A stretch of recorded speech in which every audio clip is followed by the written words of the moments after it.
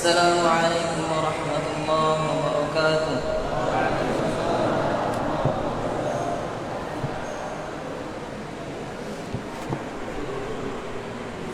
أعوذ بالله من الشيطان الرجيم. بسم الله الرحمن الرحيم.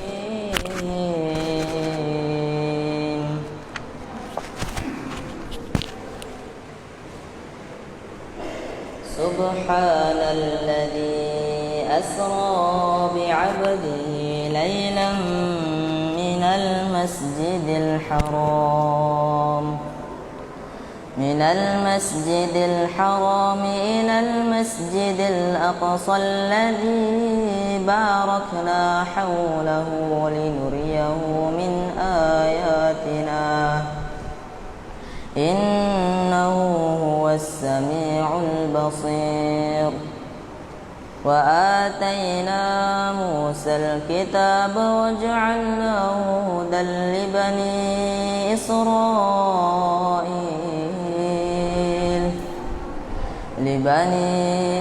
إسرائيل ألا تتخذوا من دوني وكيلا ذرية من حملنا مع نوح إنه كان عبدا شكورا. وقضينا إلى بني إسرائيل في الكتاب لتفسدن في الأرض مرتين ولتعلن علوا كبيرا. فإذا جاء وعد أولاهما بعثنا عليكم عبادا لنا أولي بأس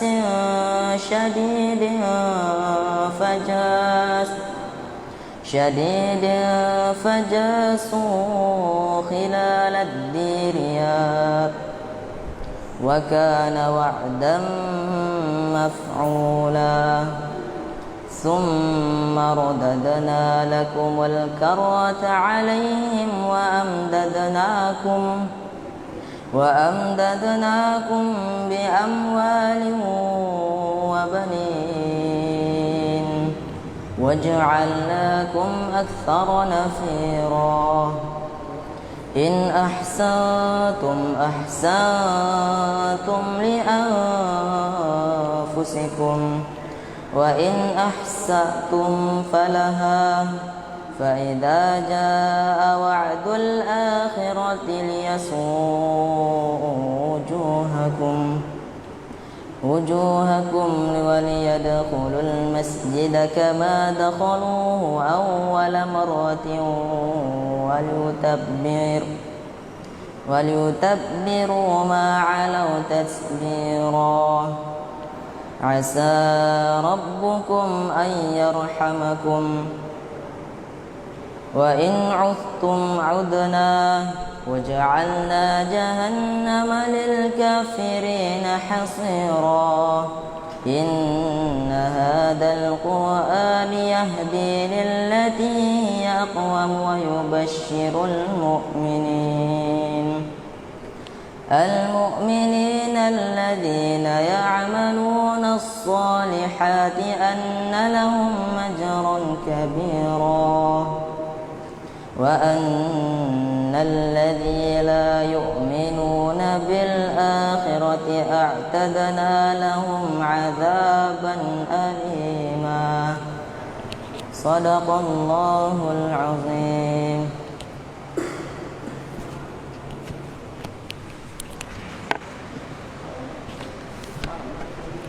السلام عليكم ورحمة الله وبركاته.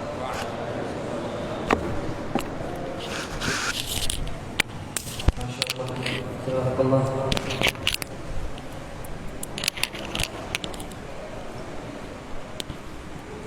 Baik. Pemberitahuan sedikit.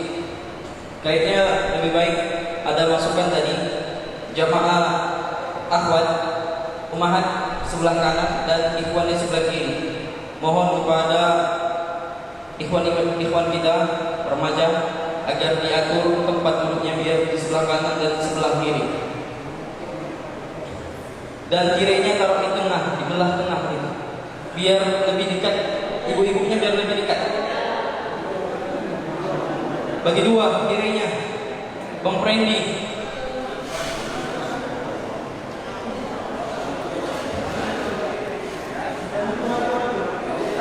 Yang masih di luar mohon masuk ke dalam aja Pak, karena biar dapat sunnahnya.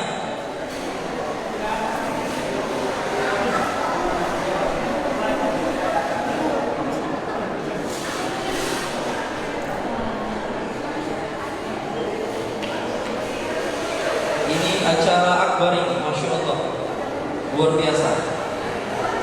Kajian akbar bertajuk Isra Mi'raj Nabi Muhammad sallallahu alaihi wasallam.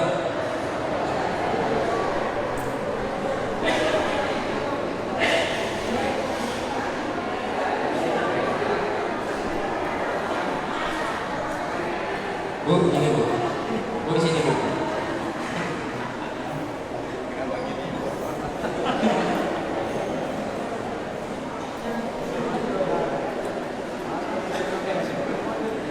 Ya, alhamdulillah nampak rapi dia.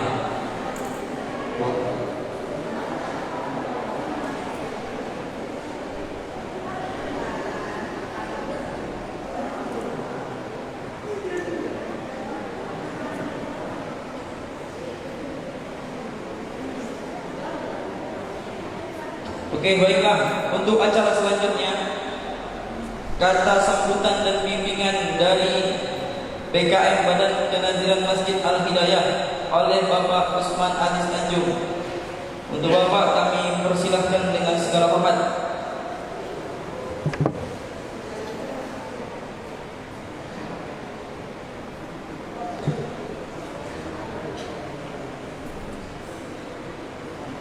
Assalamualaikum warahmatullahi taala wabarakatuh. A'udzu billahi minasyaitonir rajim. Bismillahirrahmanirrahim. Alhamdulillahi rabbil alamin. Wassalatu wassalamu ala asyrafil anbiya'i wal mursalin sayyidina Maulana Muhammadin wa ala alihi washabbihi ajmain. Pertama sekali, marilah kita ucapkan puji syukur kita kehadirat Allah Subhanahu wa taala, yang mana pada malam hari ini kita diberikan nikmat, yaitu nikmat kesehatan dan kesempatan, dan diringankannya langkah kita untuk datang ke Masjid Al-Hidayah Masjid Sungai Nangki ini, yang tujuannya adalah menghadiri acara Isra Mi'raj Nabi besar kita Muhammad SAW. Dan juga tak lupa kita ucapkan salawat dan salam atas junjungan kita Muhammad sallallahu alaihi wasallam. Semoga kita mendapat syafaatnya yaumil mahsyar nanti. Amin ya rabbal alamin.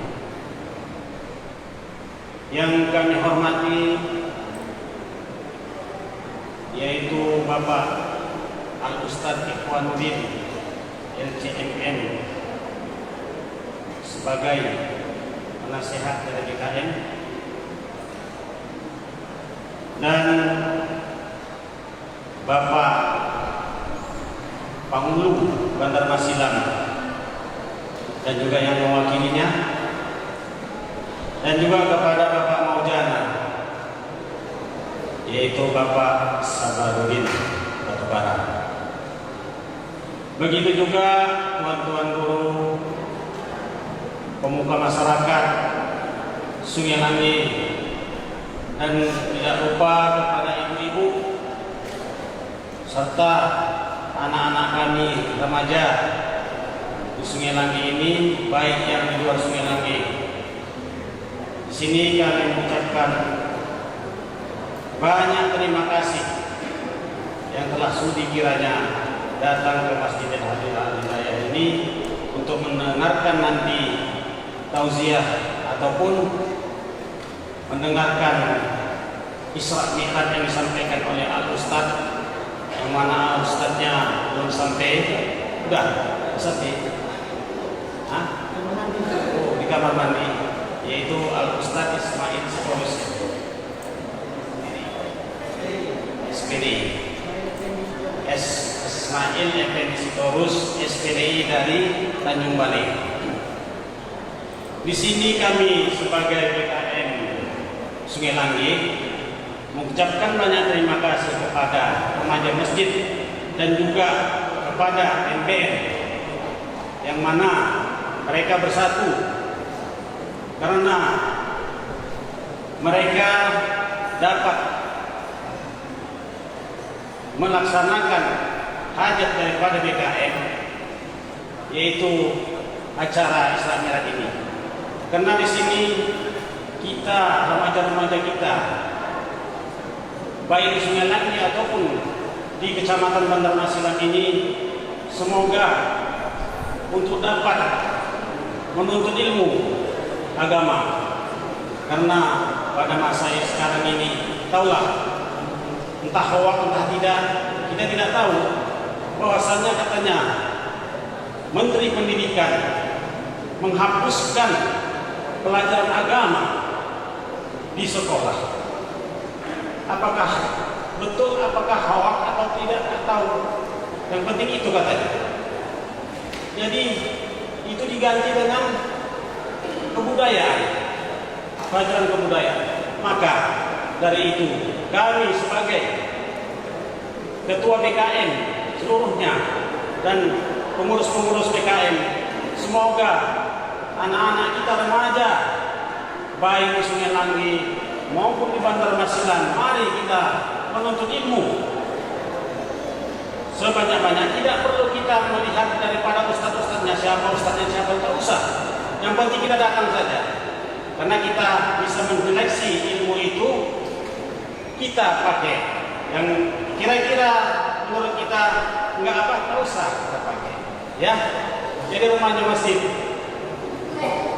ataupun remaja-remaja, kami sebagai orang tua maunya remaja, baik remaja putra, remaja putri, ya dekatlah, marilah menuntut ilmu. Karena MBM ini sering melaksanakan taklim, ya, majelis taklim setiap minggu, ya, setiap minggu malam Sabtu, dan juga di Sungai Langgi kita ini 1 bulan itu 2 kali, minggu pertama dan minggu ketiga. Mari rame-rame kita, dan juga kita orang-orang tua di apa ini di Sungai Langgi ini datang. Mari kita tunjukkan kepada anak-anak remaja kita yang tua datang, kita datang kemari supaya remaja-remaja itu pun datang. Itulah sebagai kata-kata yang saya sampaikan. Saya mohon maaf apabila kata-kata saya kurang berkenan di hati bapak-bapak dan ibu-ibu sekalian. Dan juga saya mengucapkan banyak terima kasih kepada adik-adik remaja dan MBM. Di sini saya sudahi. Wabillahi taufiq wal hidayah. Assalamualaikum warahmatullahi wabarakatuh. Alhamdulillah, jazakumullah khair Pak atas masukan dan support kepada kami yang muda-muda ini. Baiklah, untuk acara selanjutnya langsung saja kita dengarkan, ya, bimbingan atau arahan dari Bapak Maujana Nagori Silanggi. Untuk Bapak Sabaruddin Batubara kami persilahkan dengan segala hormat.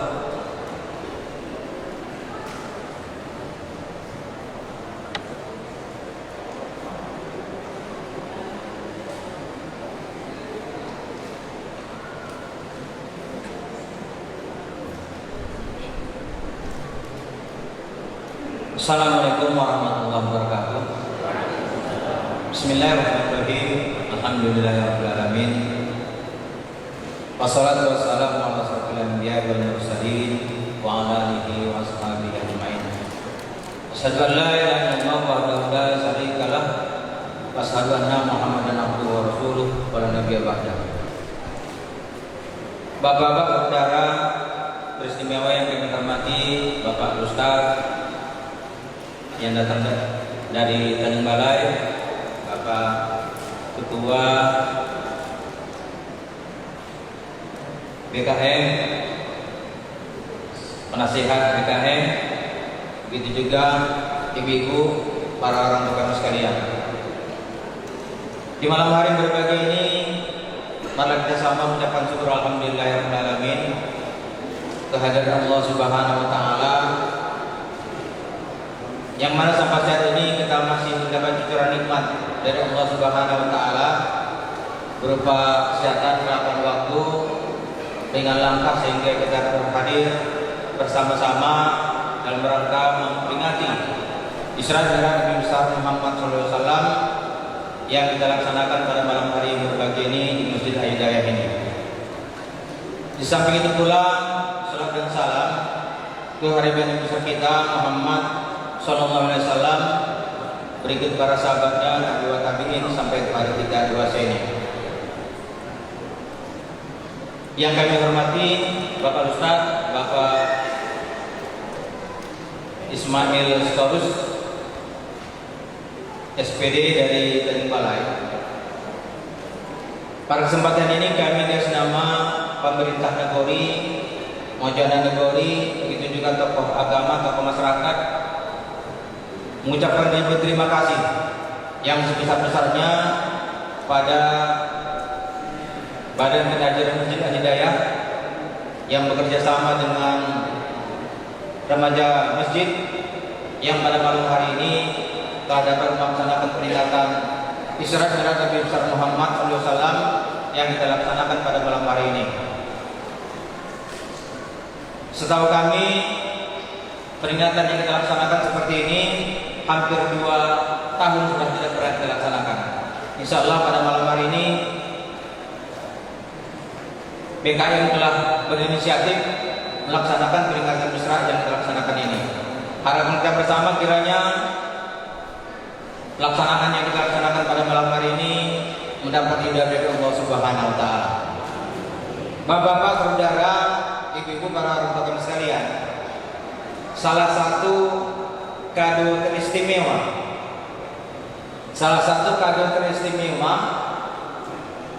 yang dibawa Nabi ketika beliau melaksanakan Isra Mi'raj adalah sholat 5 waktu.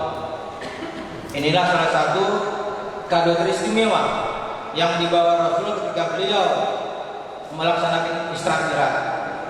Oleh karena itulah, dengan peringatan Isra Mi'raj yang kita laksanakan pada malam hari ini, kami mengajak kita keseluruhan yang hadir, teristimewa kita kaum lelaki, marilah kita tingkatkan sholat berjemaah kita di Masjid Al-Hidayah ini.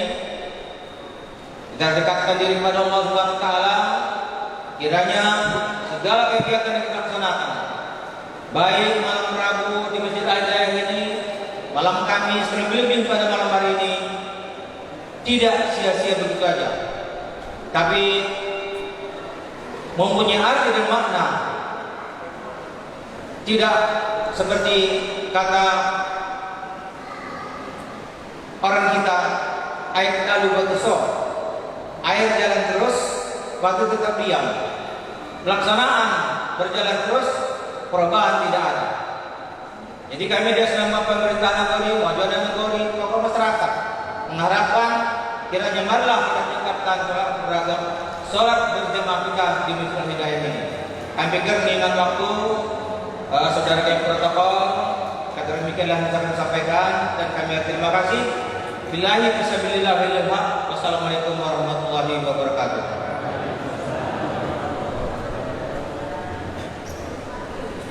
Masya Allah, alhamdulillah, jazakumullah khair. Baiklah, kita akan lanjutkan ke acara selanjutnya,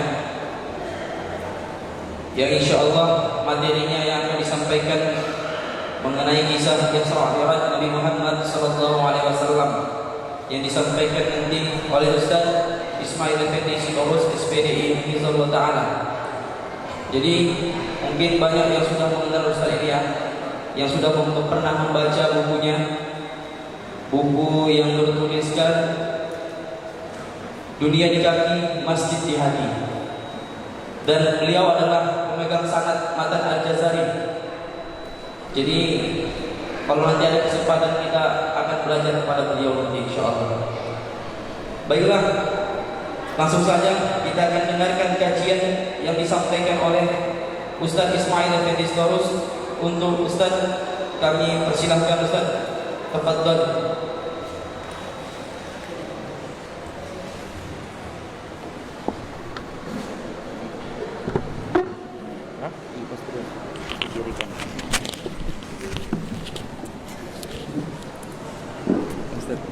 Ini banyak.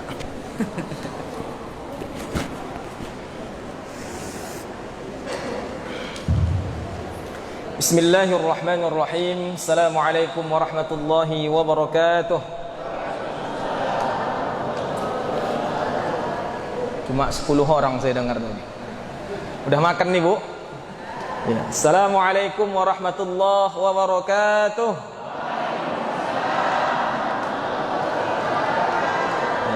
30 pahalanya ya, insyaallah. Karena ketika ada datang sahabat, Assalamualaikum, kata Nabi 10 pahalanya.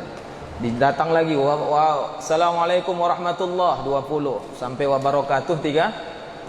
Begitulah menjawabnya. Jadi masya Allah ya, afsus salam bainakum, sebarkan salam di antara kalian. Maka kita bersyukur salam ini bukan sembarang salam ya, tapi salam yang diajarkan oleh Allah Subhanahu wa taala kepada para malaikat, dan malaikat mengajarkannya kepada Nabi Adam alaihissalam hingga kepada kita. Ini juga Ustaz. Ini aja. Kurang jelas. Oh, luar ya. Wah, banyak mic betul. Istimewa betul mic ini ya. Alhamdulillah, alhamdulillahi rabbil alamin, wal aqibatu lil muttaqin, fala udwana illa 'alal zalimin. Asyhadu an la ilaha illallah wahdahu la syarika lah, al malikul haqqul mubin. وأشهد أن محمدا عبده ورسوله صادق الوعد الأمين. اللهم صل وسلم على نبينا محمد وعلى آله وصحبه أجمعين. يقول تبارك وتعالى يا أيها الذين آمنوا اتقوا الله حق تقاته ولا تموتن إلا وأنتم مسلمون. يا أيها الناس اتقوا ربكم الذي خلقكم من نفس واحدة وخلق منها زوجها وبث منهما رجالا كثيرا ونساء واتقوا الله الذي تساءلون به والأرحام إن الله كان عليكم رقيبا. يا أيها الذين آمنوا اتقوا الله وقولوا قولا سديدا يصلح لكم أعمالكم ويغفر لكم ذنوبكم ومن يطع الله ورسوله فقد فاز فوزا عظيما. أما بعد، وقال النبي صلى الله عليه وسلم man yuridillah bihi khairan yufaqqihhu fid din. Segenap jajaran pengurus BKM, para alim ulama, tokoh-tokoh masyarakat, kaum muslimin dan muslimat, hadirin wal hadirat, adik-adik sekalian, semoga berkumpulnya kita di rumah Allah ini mendapatkan rahmat dan ridha dari Allah Azza wa Jalla. Alhamdulillah, kita bersyukur kehadirat Allah Azza wa Jalla, Zat yang maha pengasih. Kasihnya tak pilih kasih, tapi terkadang kitalah hambanya yang tidak tahu berterima kasih. Dialah Allah zat yang maha penyayang, sayangnya tiada terbilang. Sampai malam hari ini Allah Subhanahu wa taala masih memberikan kita kesempatan untuk bernafas di saat sudah banyak saudara-saudara kita yang tidak lagi bisa bernafas. Maka mari kita gunakan sisa-sisa nafas kita ini untuk menyelesaikan tugas kita yang belum selesai, yaitu mengabdikan diri kita kepada Allah Subhanahu wa taala, menjadi pegawai-pegawai Allah, menjadi pelayan-pelayan agama Allah Subhanahu wa taala. Maka barang siapa nantinya mendapatkan hidayah dari Allah, tidak ada seorang pun yang bisa menyesatkannya, dan barang siapa yang disesatkan oleh Allah, tidak ada seorang pun yang bisa memberikannya hidayah. Salawat dan salam atas junjungan baginda Rasulullah sallallahu alaihi wasallam. beserta keluarganya, para sahabatnya radhiyallahu anhum wa radhu'an, dengan memperbanyak salawat dan salam serta mengamalkan tuntunan Rasulullah sallallahu alaihi wasallam, insyaallah kita akan meraih kemuliaan di dunia dan di akhirat, mendapatkan syafaat biidznillahi taala, amin ya rabbal alamin. Jamaah yang dimuliakan Allah azza wa jalla, pada malam hari ini saya diamanahkan untuk mengisi kajian tentang Isra dan Mi'raj baginda Rasulullah sallallahu alaihi wasallam. Sehebat apapun kita melaksanakan kajian ini, kalau pada akhirnya ya tidak kita amalkan, maka tidak akan ada artinya. Maka oleh sebab itu saya mengajak, mari kita mengosongkan gelas kita sehingga nanti ketika diisi air dia akan penuh. Ya, jangan kita penuhkan gelas kita, nanti kalau diisi air dia akan tumpah. Maka rendahkan hati kita, kita menerima ya apa-apa firman Allah yang akan disampaikan, apa-apa sabda Rasulullah sallallahu alaihi wasallam yang akan dibacakan, karena tidak ada yang bisa menembus hati kita kecuali firman Allah dan sabda Rasulullah sallallahu alaihi wasallam. Maka apa yang disampaikan, terima. Jadikan itu muhasabah bagi diri kita. Jangan sampai kita merasa macam-macam aku disindih Ustadz ini. Jangan ya. Kalau itu nanti kita merasakan seperti itu di hati kita, maka ya susah hidayah itu menembus hati kita.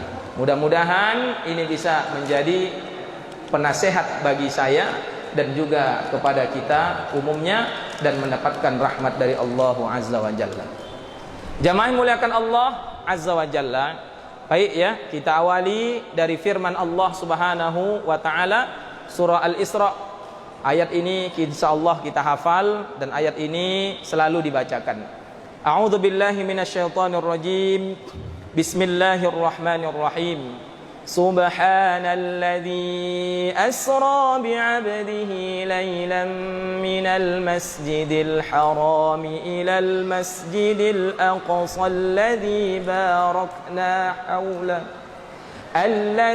barakna hawlahu linuriyahu min ayatina innahu huwas sami'ul basir.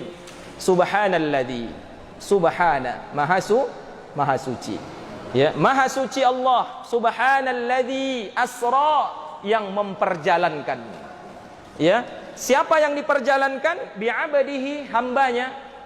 Lailan, zorfuz zaman menunjukkan ya suatu malam. Dari mana? Minal masjidil haram ilal masjidil aqsa. Dari masjidil haram ke masjidil aqsa. Alladzi barakna haulah, yang telah kami berkahi di sekitarnya. Linuriyahu min ayatina, untuk kami perlihatkan tanda-tanda kebesaran kami, tanda-tanda kekuasaan kami. Kepada siapa? Kepada manusia. Sehingga menunjukkan peristiwa ini adalah mukjizat bagi Rasulullah sallallahu alaihi wasallam. Innahu huwas sami'ul basir, sesungguhnya Allah maha mendengar lagi maha melihat. Jamaah yang dimuliakan Allah Azza wa Jalla, ayat ini ya menjelaskan tentang bagaimana mukjizat yang di luar jangkauan manusia. Ketika ini kita pahami, yakinilah dengan iman. Ya, jangan kita pahami dengan akal kita. Ya, karena banyak orang-orang yang tersesat, ya, banyak orang-orang yang akhirnya menolak peristiwa ini karena mereka tidak meyakininya dengan iman, ya, tapi memahaminya dengan akal. Ya, mukjizat, ketika berbicara mukjizat, maka itu adalah sesuatu peristiwa yang berada di luar jangkauan akal manusia. Sehebat apapun hari ini teknologi, ya, itu hanya bisa mendekat-dekatkanlah paling tidak sedikitlah, ya. Kalau dulu mungkin mustahil, sekarang dengan adanya jet ulang-alik luar angkasa, ya, tapi tidak bisa menjalankannya lailan dalam satu malam. Ya, maka secanggih apapun teknologi tidak akan mampu ya menembus yang namanya mukjizat. Jamaah yang dimuliakan Allah Azza wa Jalla. Baik, kita pahami ayat ini, asra bi'abdihi, maknanya Allah yang memperjalankan hambanya, bukan Nabi yang jalan sendiri. Paham kira-kira Bu ya? Kalau yang namanya diperjalankan, maka terserah siapa yang menjalankan. Ya. Nah, siapa yang diperjalankan di sini? Abdihi, abdun, hamba. Hamba itu siapa? Terdiri dari jasad dan ruh. Ya, terdiri dari jasad dan ruh. Maka ada sebagian yang mengomentari bahwa ini hanyalah mimpi. Jadi Rasul mimpi, ruhnya yang berjalan ya dari Masjidil Haram ke Masjidil Aqsa. Kalaulah hanya sebatas itu, maka dia tidak lagi dianggap sebagai mukjizat kan? Karena siapa saja bisa mengaku dia bermimpi. Jadi Allah yang memperjalankan hambanya. Yang dimaksud hamba di sini, Al-Imam Ibnu Katsir mengatakan adalah baginda Rasulullah sallallahu alaihi wasallam. Maka diawali dengan kalimat tasbih subhana, maha suci. Artinya tidak ada seorang pun yang sanggup. Jadi jangan dipahami Nabi terbang sendiri ya. Nah, sampai ada orang yang menuntut ilmu terbang, ilmu ini, ilmu itu dan lain sebagainya. Tidak, tapi Rasulullah yang diperjalankan oleh Allah Subhanahu wa ta'ala. Kalau seandainya ya sering dijelaskan ya, kalau seandainya dari sungai apa ini? Langge, sungai Langge ya, mau berangkat ke Medan, atau sayalah tadi dari Tanjung Balai datang ke sini, tiba-tiba lengket seekor semut di tas saya ya, sampai saya di sini semut tadi pun keluar. Pulang saya semut tadi pun naik lagi. Lalu sampai ke Tanjung Balai. Sampai di Tanjung Balai dia jumpa sama kawan-kawannya. Dia cerita, aku baru pulang dari sungai Langge. Kira-kira apa kata kawannya? Yang gilonya kau nih katanya. Manalah mungkin kau ini ya. Tapi karena semut tadi diperjalankan, dia ikut numpang ya, maka tidak mustahil.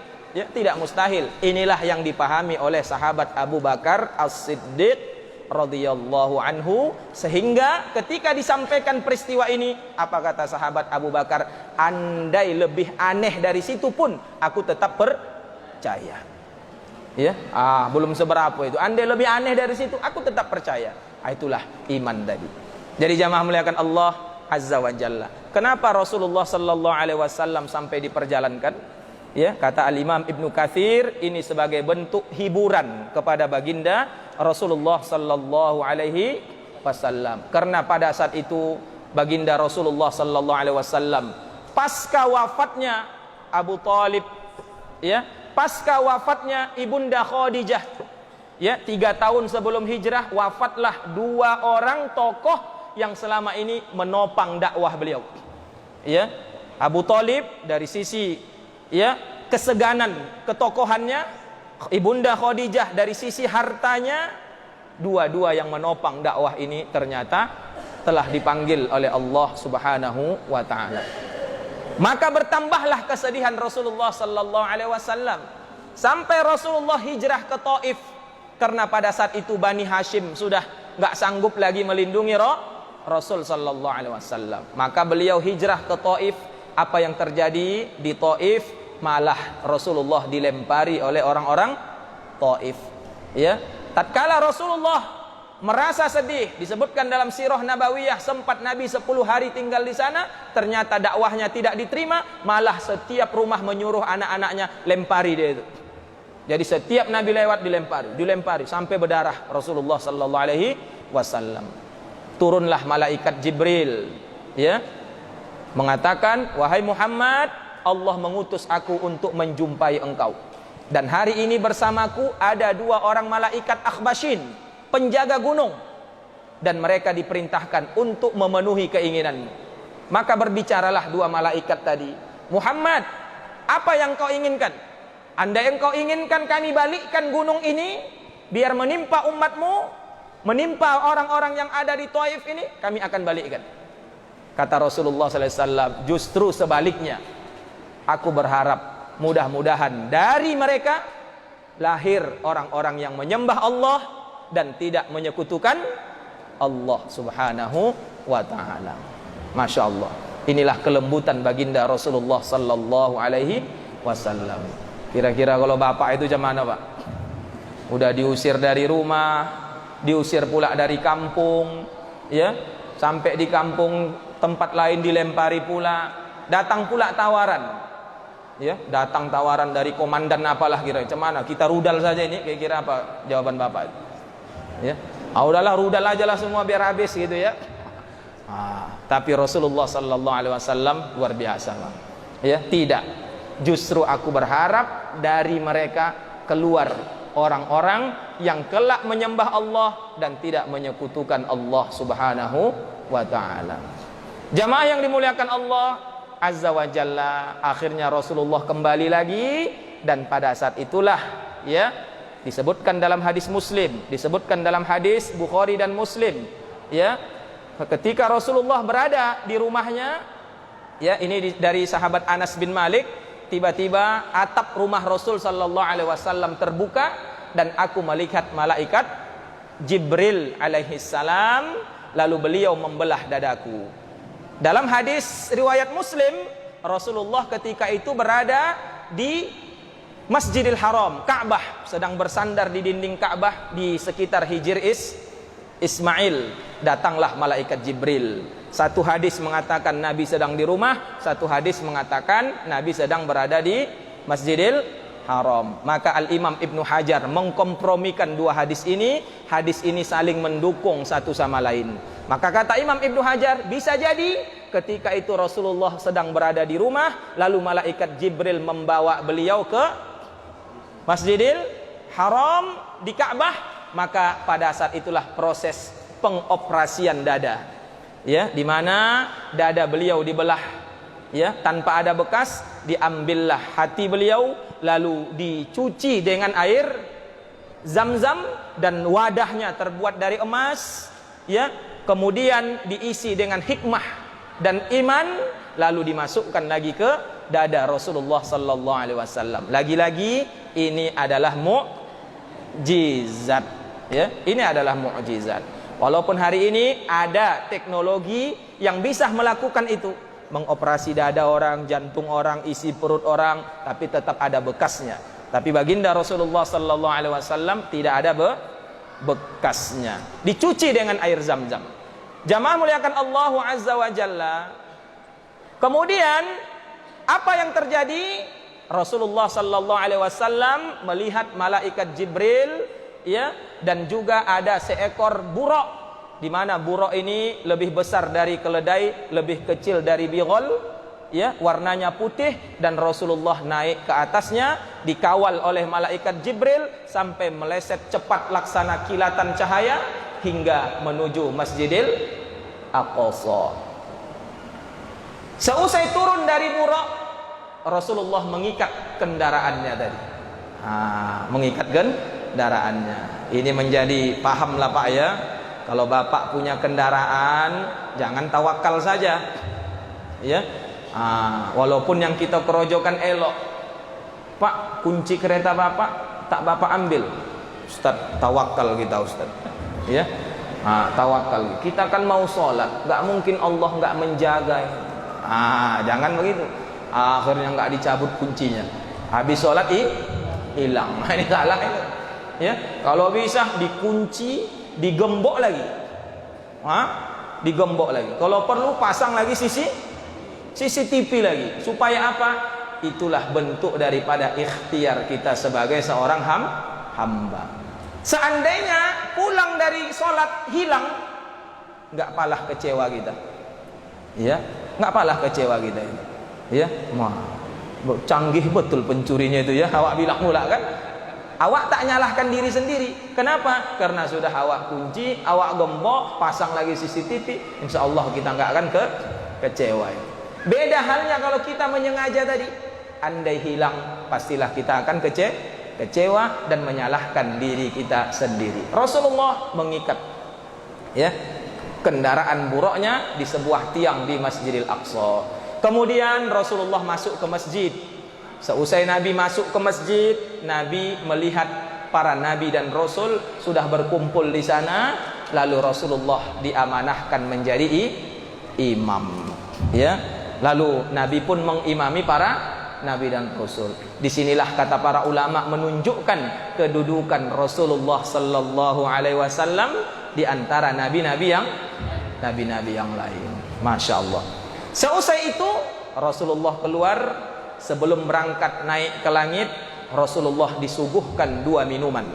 Ya, ini ada 2 riwayat. Ada yang mengatakan ketika mau ke Sidratul Muntaha, ada yang mengatakan ya di sebelum naik ke langit. Ya, dalam hadis riwayat Ahmad ada 3 minuman. Ada 3 minuman, madu, susu dan khamar. Dalam hadis Muslim madu, susu dan khamar. Maka malaikat Jibril menyuguhkan Muhammad, pilihlah. Nabi memilih apa? Susu. Ya, Nabi memilih susu. Ketika Nabi memilih susu, malaikat Jibril mengatakan inilah fitrah. Ya, fitrah untuk umatmu. Bayangkan jamaah muliakan Allah Azza wa Jalla, kalaulah seandainya Nabi memilih khamar, udah banyak betenggenan kita ini hari ini.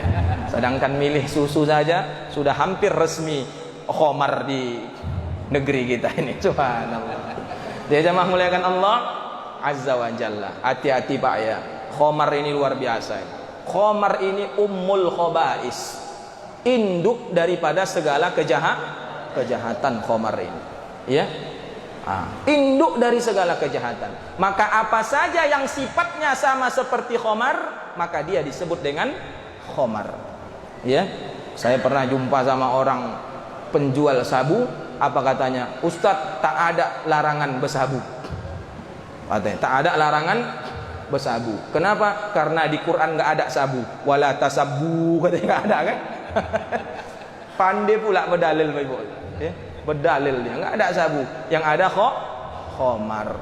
Ya, maka kullu muskirin khamrun. Setiap yang memabukkan maka dia sama jenisnya dengan khamar. Setiap yang merusak akal maka sama dia dengan khamar. Ada orang yang rajin bersabu tak gila, ujung-ujungnya apa? Gila. Akalnya rusak. Yang tadinya tak mencuri jadi pencuri. Yang tadinya tak merampok jadi merampok. Yang tadinya tak membunuh jadi pembunuh. Coba. Ya, itu berawal dari khamar. Maka dikiaskanlah seluruh apa saja yang sama jenisnya dengan khamar, maka dia disebut dengan khamar. Jamaah muliakan Allah Azza wa Jalla. Dalam hadis riwayat Abu Daud, Rasulullah bersabda, la'anallah al-khamra. Allah melaknat khamar. Allah melaknat khamar. Subhanallah. Ya, kata para ulama, apa saja yang bersangkut paut dengan khamar mendapatkan laknat dari Allah Subhanahu wa taala. La'anallah al-khamra wasaribaha, orang yang meminumnya. Orang yang meminumnya dilaknat oleh Allah. Wasaqiyaha, orang yang menuangkannya. Yang menuangkannya. Aku Ustaz minum, insyaallah tak mau aku Ustaz. Tapi nuangkan saja aku Ustaz. Yang menuangkannya pun dilaknat. Wabai'aha, tukang jualnya. Ya, tukang jualnya. Tapi Ustadz aku tak menjual, lalu tempatnya kusewakan.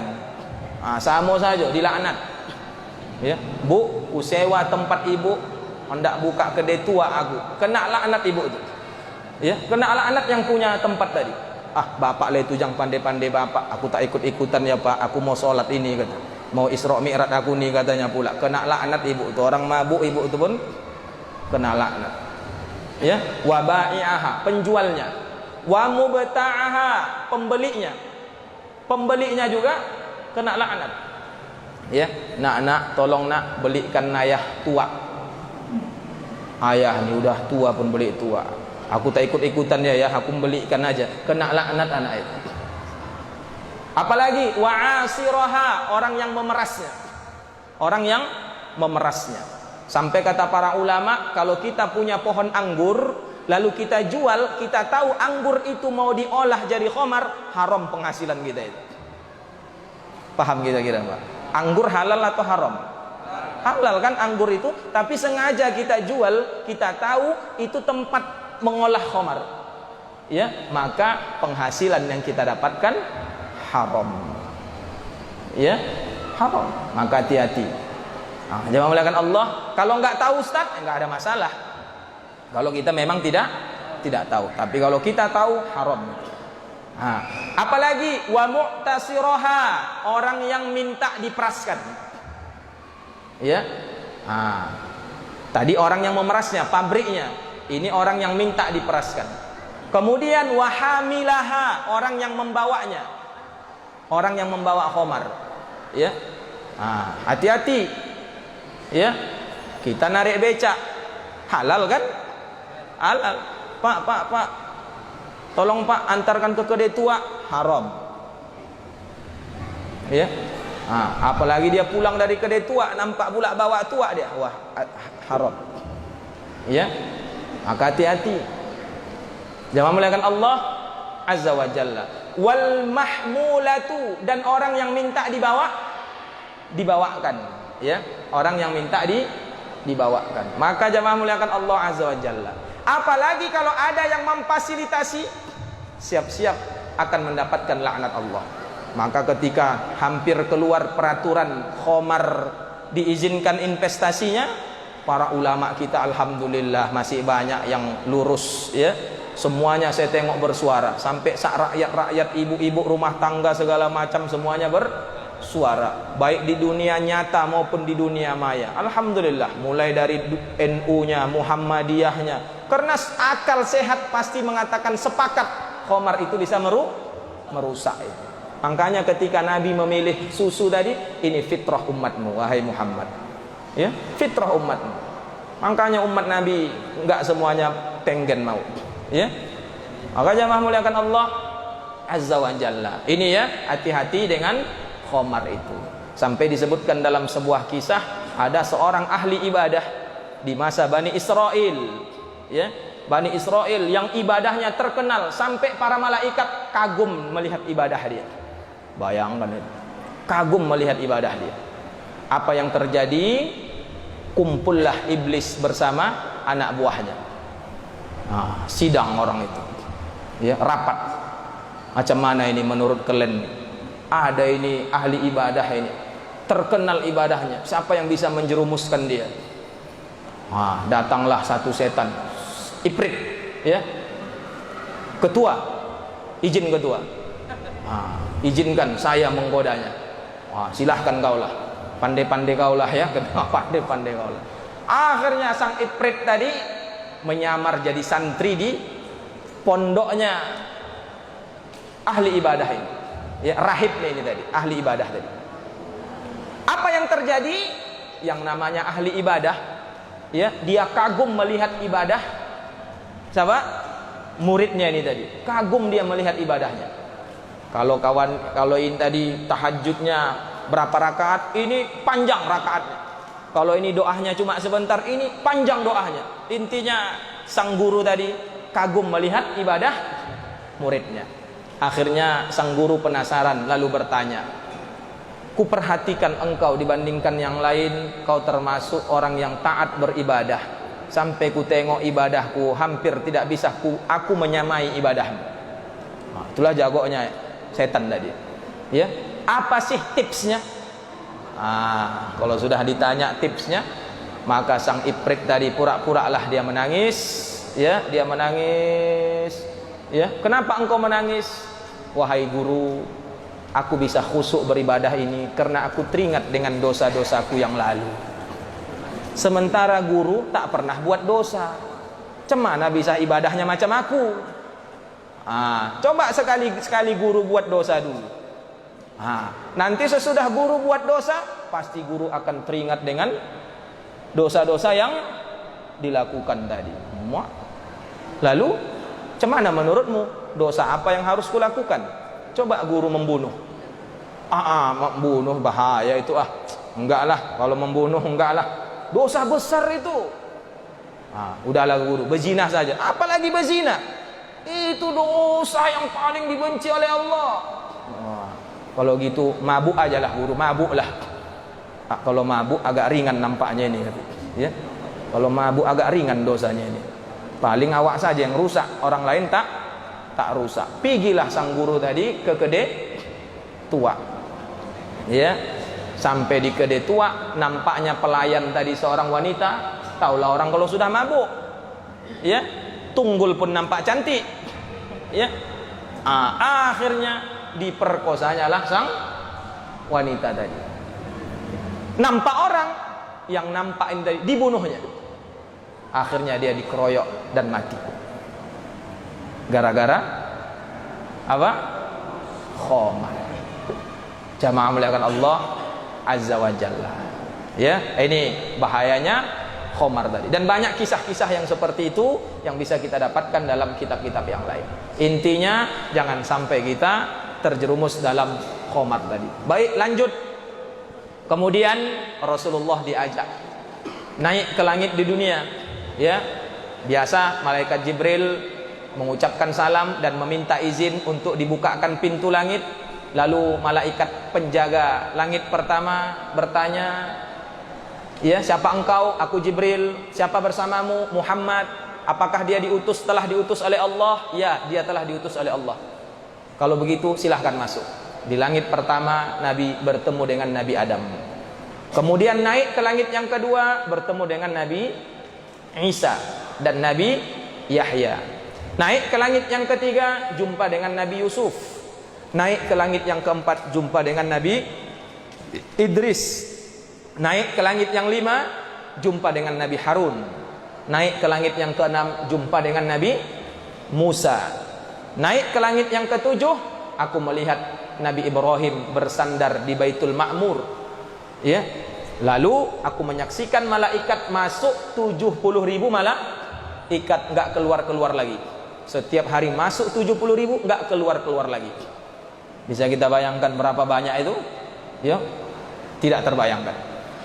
Maka jamaah muliakan Allah Azza wa Jalla, naiklah Rasulullah ke Sidratul Muntaha. Dalam riwayat malaikat Jibril tidak mampu lagi mengikuti Rasulullah sallallahu alaihi wasallam. Dalam hadis Muslim, Ibnu Abbas pernah bertanya, "Apakah engkau melihat Allah ya Rasul?" "Tidak, aku melihat cahaya demi cahaya, cahaya demi cahaya." Kemudian Allah memerintahkan Rasulullah sallallahu alaihi wasallam untuk melaksanakan salat 50 waktu sehari semalam. Rasulullah sami'na wa ata'na. Lalu Rasul turun sampai di langit yang keenam. Nabi Musa, salah seorang nabi yang selalu punya sifat penasaran. Ya, sifat penasaran. Kemudian Nabi Musa bertanya, "Ya Muhammad, apa yang diperintahkan Tuhanmu kepadamu? Engkau jauh-jauh datang, apa yang diperintahkan?" Pasti ada misi yang dibawa. Allah memerintahkan umatku untuk mengerjakan solat 50 waktu sehari semalam. Nabi Musa geleng-geleng. "Begini ya Muhammad, aku bukan ngapo-ngapoi yo. Aku cuma ngasih masukan, bukan nentang, tidak, ngasih masukan. Ya, umatku Bani Israel tuh kuat-kuat, tegap-tegap. Pernah ku tes mengerjakan itu, tak sanggup orang itu Muhammad. Apalagi nanti umatmu kecil-kecil.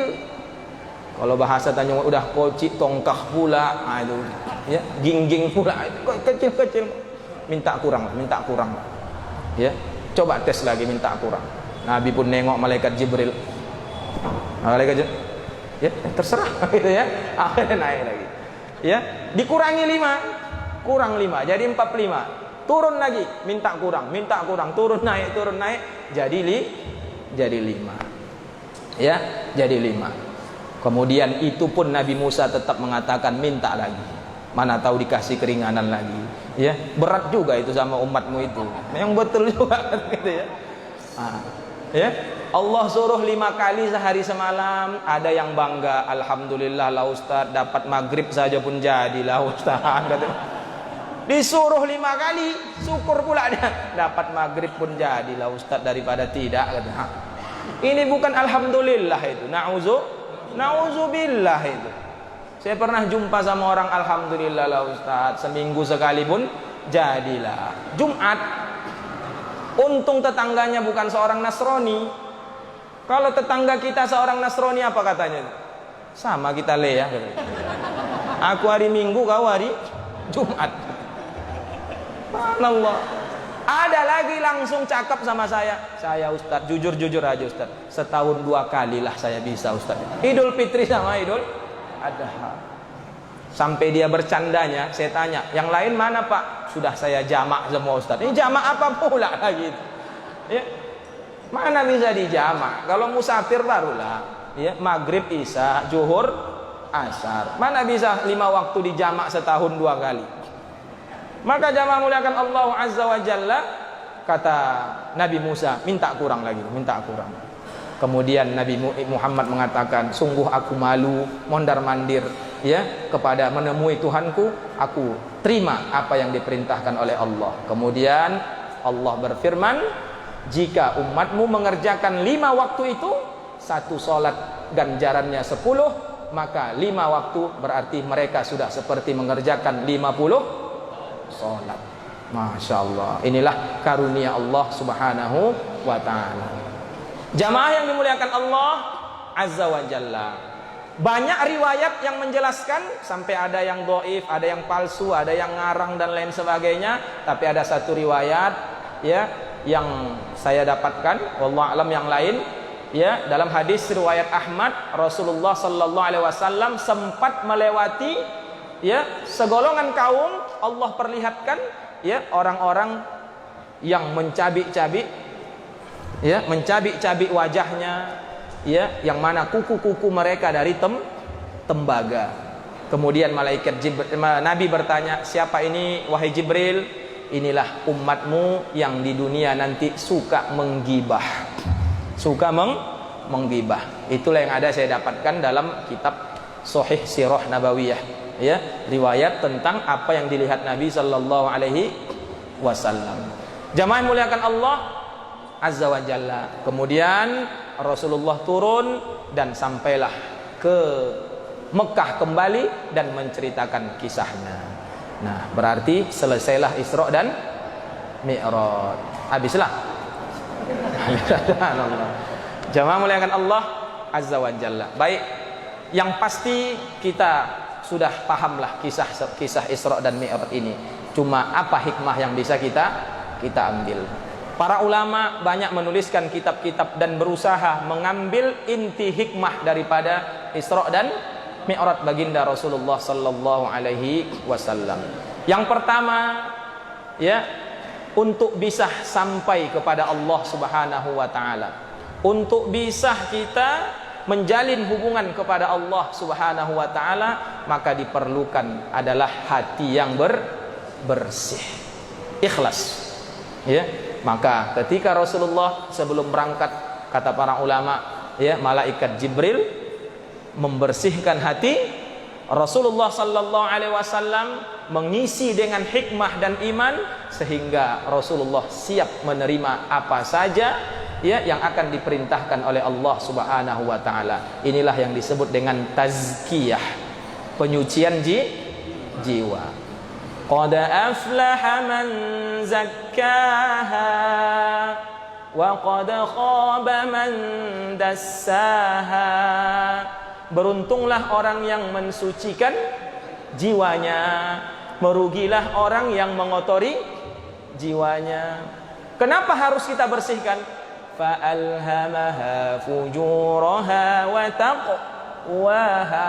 Sebelumnya ya, karena di tempat itulah Allah ilhamkan ketakwaan dan Allah ilhamkan juga keburukan. Segala apa saja penyakit-penyakit, dosa-dosa itu berawal dari hati. Dan segala apa saja ibadah-ibadah semuanya juga berasal dari hati. Dengki, hati. Ya, dari hati dengki, iri hati, sombong ada di hati, segala dosa-dosa ya ada menumpuk di dalam hati, ria ada di hati, ujub ada di hati, ikhlas ada di hati atau di mulut? Di hati. Ikhlasnya kau nih, ikhlasnya kau nih, ikhlas Pak, ikhlas. Belum tentu ikhlas. Ikhlas tuh hati. Ya, sabar hati, takwa hati, niat hati. Maka apa saja ya ibadah-ibadah besar semuanya ada di dalam hati. Bahkan penentu diterima atau tidaknya ibadah juga ada di dalam hati. Sekhusuk apapun kita sholat, tapi hati kita ingin dipuji orang, maka tidak akan sampai ibadah kita kepada Allah Subhanahu wa ta'ala. Maka Allah berfirman, wa ma umiru illa liya'budullaha mukhlishina lahud-din hunafa. Mereka tidaklah diperintahkan kecuali menyembah Allah dengan semurni-murninya, seikhlas-ikhlasnya. Maka bersihkan hati kita. Coba muliakan Allah Azza wa Jalla. Rasulullah dibersihkan dengan apa? Dengan air zam-zam lagi. Dibersihkan dengan air zam-zam lagi. Jemaah muliakan Allah Azza wa Jalla, disinilah menunjukkan salah satu fadilah daripada air zam-zam tadi. Ma'u zam-zam lima syuribalahu.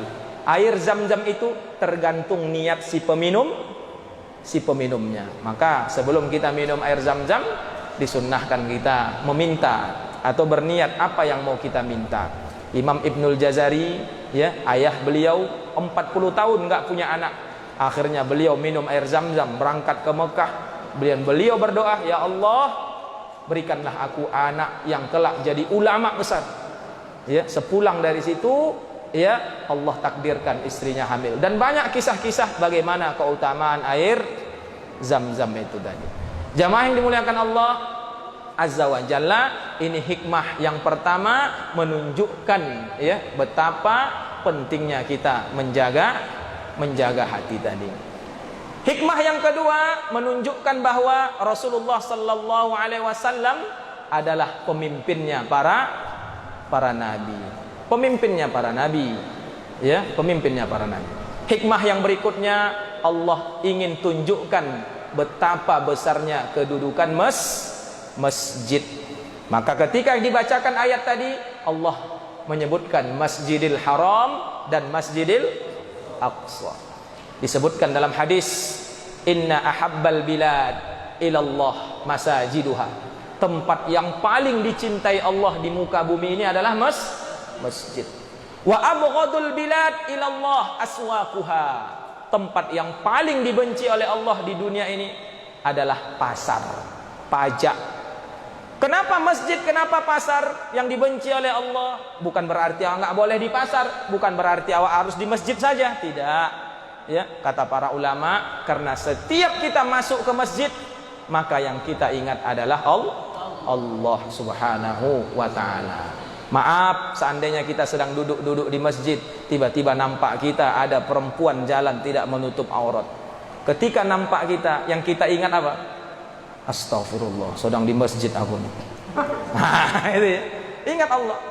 Atau sedang duduk-duduk buka HP, nunggu-nunggu sholat kan mau buka HP, lewat nampak video-video yang tidak baik, wanita yang menutup aurat tidak baik, langsung pasti kita otomatis kita lewatkan itu. Astagfirullah, masjid ini.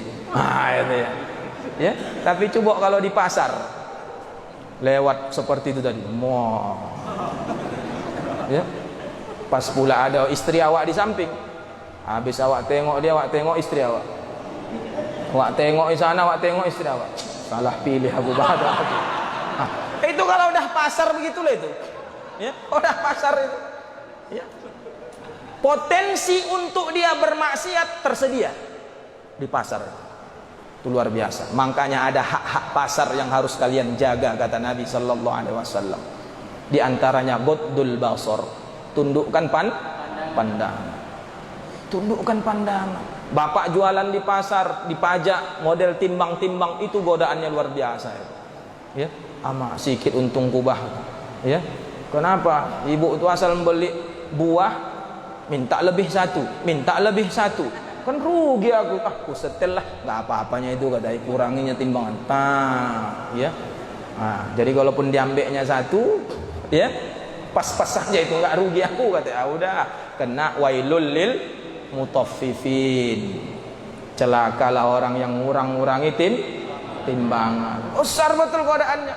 Belum lagi bersumpah biar laris dagangannya di pasar itu. Ya. Apalagi awak jual ikan. Bagusnya nih ikannya, Pak. Baru nggak ini ikannya, Pak? Demi Allah baru ini, Bu, baru. Padahal maksud artinya baru seminggu gitu. Ya, baru seminggu. Ya. Nah. Bayangkan itu. Jadi besar sekali potensi untuk melakukan dosanya. Tapi kalau sudah di masjid, ingat awak apa? Akhirat. Ingat awak apa? Bagaimana persiapan di alam kubur dan lain-lainnya. Makanya betul lah, tempat yang paling dicintai oleh Allah adalah masjid. Makanya ketika Rasulullah merubah peradaban jahiliyah, berawal dari masjid. Rasulullah hijrah ke Mekah, dari Mekah ke Madinah, yang pertama dibangun masjid. Nabi mengatur perekonomian di masjid. Nabi mengatur strategi perang di masjid. Masjidlah kantornya, segala macamnya ada di masjid. Insyaallah. Maka jamaah muliakan Allah Azza wa Jalla. Sehingga lahirlah sahabat-sahabat yang lain, pendidikannya di masjid. Ya. Taklim di masjid. Luar biasa masjid itu. Makanya kita bangga kalau masjid kita hidup kajian-kajian. Insya Allah akan terlihat perubahan yang akan terjadi di kampung itu. Tapi tanda dekatnya akhir zaman, ya kata Nabi Sallallahu Alaihi Wasallam, kebanyakan mereka yatabahan nas, berbangga-bangga dengan masjid. Jadi masjid dibangun besar-besar hanya sebagai kebanggaan saja, tidak berpikir bagaimana untuk memakmurkannya. Baik ya, ini Masjidil Haram ke Masjidil Aqsa. Hari ini ada utang kita sebagai umat Islam. Ya, Masjidil Aqsa masih lagi belum 100% dimiliki oleh umat Islam. Kemudian hikmah berikutnya dari Isra dan Mi'raj ini, hati-hati dengan makanan yang haram. Kita tahu Nabi Adam alaihi salam, nenek moyang kita, diusir dari sorga disebabkan makanan haram. Wala taqraba hadhihi asyajarata fatakuna minadh dhalimin. Wahai Adam, janganlah kalian berdua dekati pohon ini. Kalau kalian dekati, niscaya kalian menjadi orang yang zalim. Fa'azallahuma syaitan. Setan terus menggoda, terus menggelincirkan mereka. Kira-kira apa sih godaan setan kepada Nabi Adam? Setan enggak menyuruh Nabi Adam melawan Allah, tidak. Sampai kata para ulama, kalau setan menggoda orang soleh, maka setan akan membuat subhat di kepalanya. Ya, membuat subhat. Wahai Adam, tahu enggak kau kenapa engkau dilarang memakan buah ini? Karena kalau engkau memakannya, kau nanti jadi malaikat. Kira-kira jadi malaikat bagus enggak? Hah? Kan bagus jadi malaikat. Oh iya itu ya.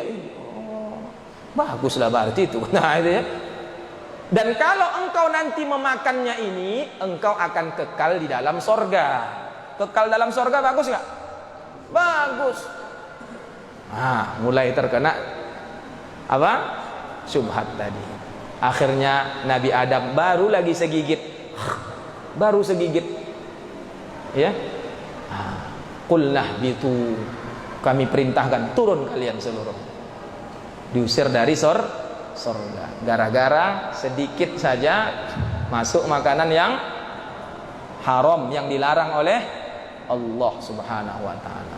Ingat kisah sahabat Abu Bakar As-Siddiq radhiyallahu anhu, ketika pulang dari masuk ke rumah, nampak ada makanan di atas meja. Lalu Abu Bakar memakan kurma tadi. Seusai dia makan, datanglah hamba sahayanya Abu Bakar As-Siddiq. Wahai Tuan, apakah Tuan yang makan kurma tadi di sini? Iya. Emangnya kenapa? Wahai Tuan, aku tadi pura-pura jadi dukun. Pura-pura jadi dukun. Lalu mereka memberi aku upah kurma tadi. Ya. Biasanya Tuan kan nanya dulu sebelum makan, ini dari mana ini? Iya, tadi lapar kali aku. Jadi dari hasil itu? Iya. Akhirnya dicolok-colok sama Abu Bakar As-Siddiq. Dicolok-colok dari mulutnya. Sampai orang mengatakan, wahai Abu Bakar, nanti kau akan mati. Apa kata Abu Bakar? Biarlah aku mati, aku tidak rela ya makanan yang gak jelas ini masuk ke perutku, meski nyawaku pun ikut melayang, asalkan keluarlah makanan ini. Dalam riwayat yang lain ada orang mengatakan, wahai Abu Bakar, banyak kau minum, kalau begitu tak bisa keluar itu, minumlah kau banyak. Akhirnya banyaklah Abu Bakar minum. Karena saking kan banyaknya minum, mual perut, muntah, keluarlah seisi-isi perut tadi. Barulah lega Abu Bakar. Kemudian Abu Bakar mengatakan, teringat sabda Nabi, kullu lahmin nabata min suhtin fannaru aulabi. Aku teringat sabda Nabi, setiap daging yang tumbuh dari hasil yang haram, nerakalah tempat kembalinya, nerakalah yang layak baginya. Maka aku tak rela yang haram ini masuk ke perutku. Subhanallah. Jadi jamaah muliakan Allah Azza wa Jalla. Disebutkan dalam kitab yang lain, para istri-istri sahabat dulu sebelum suaminya berangkat kerja, mereka selalu berpesan, wahai suamiku, kami tahan berlapar-lapar di dunia, tapi kami tidak tahan dibakar kelak di dalam api neraka. Carilah wahai suami kami rezeki yang halal. Ya, carilah rezeki yang halal. Walaupun sedikit, yang penting halal. Karena kami insya Allah di dunia ini tahan kami lapar, tapi kami nggak tahan kelak dibakar di dalam api neraka. Masya Allah. Saya yakin ibu-ibu di sini begitu semua itu insya Allah. Masya Allah. Ya, jamaah muliakan Allah Azza wa Jalla. Jangan sebaliknya, wahai suami kami, pergi kerja, cari duit banyak-banyak. Kalau tak banyak, jangan pulang. Akhirnya, ya, yang haram disikat, yang halal disikat, semua disikat. Karena kalau abang pulang banyak uang, abang kami sayang, tak ada uang, piring melayang itu. Jemaah oleh Allah Azza wa Jalla. Salah seorang sahabat yang terkenal makbul doanya. Sahabat lain mengatakan, kami kalau saat berdoa itu lebih kami sukai daripada senjata yang ada di tangan kami ini. Lebih senang orang tuh kalau saat sudah berdoa daripada senjata yang mereka miliki. Kalau udah saat berdoa, udah insyaallah menang gitu, insyaallah ini. Ya. Kenapa? Saat itu sahabat yang terkenal makbul doanya. Beliau sahabat yang ahli panah. Ahli panah. Jadi kalau beliau memanah itu, tameng itu bisa tembus. Mungkin kan kuatnya tenaganya memanah itu. Maka jamaah muliakan Allah, pernah suatu hari Sa'ad ditanya, wahai Sa'ad, engkau adalah sahabat yang terkenal makbul doamu, apa sih rahasiamu? Apa jawab Sa'ad? Ma rafa'tu ila fami luqmatan illa wa ana a'lam min aina maji'uha. Tidak ada sesuap makanan yang masuk ke dalam mulutku melainkan aku tahu dari mana sumbernya. Ternyata dia jaga makanan. Wahab bin Munabbih mengatakan, man akalal halal arba'ina yauman ujibat da'watuh. Siapa yang bisa memakan makanan yang halal selama 40 hari, jangankan haram subhat pun enggak masuk, maka dijamin makbul doa. Disebutkan dalam hadis Muslim, rajulun, ya, seorang laki-laki yang sedang melakukan perjalanan, as'asa aghbar, rambutnya kusut pasai berdebu, ya, yamuddu yadahu ila sama, dia menadahkan tangannya ke langit, ya Rabb, ya Rabb, ya Allah, ya Allah. Apa kata Nabi sallallahu alaihi wasallam? Mat'amuhu haram, makanan yang dia makan dari hasil yang haram. Mashrabuhu haram, minuman yang dia minum dari hasil yang haram. Padahal dia bukan minum khamar, tidak. Tapi dia dapat hasil haram, dia belikan minuman yang dia minum dari hasil yang haram. malbasuhu haram, pakaian yang dia pakai dari hasil yang haram, fa anna yustajabu dzalik, bagaimana Allah mau mengabulkan doanya? Padahal syarat-syarat terkabulnya doa sudah terpenuhi. Kata Imam Nawawi, syarat-syarat terkabulnya doa sudah terpenuhi. Apa itu? Pertama, musafir. Doa musafir makbul tidak? Makbul. Yang kedua, dia sudah mengadahkan kedua tangannya. Disebutkan dalam hadis, Allah malu ketika ada seorang hamba mengadahkan kedua tangannya tapi turun dalam keadaan hampa. Malu Allah kalau nggak mengabulkannya itu. Kalau ada hamba sudah mengadahkan kedua tangannya. Paham kira-kira apa? Ya. Kalau adalah anak ibu minta jajan sama ibu, minta jajannya kira-kira gini, mak minta duit mak, awak ndak beli es. Masih berat kita mau ngasihnya kan? Betul ya? Tapi kalau anak kita, mak minta duit mak, masih agak-agak berat itu. Tapi mak minta duit, ala mak,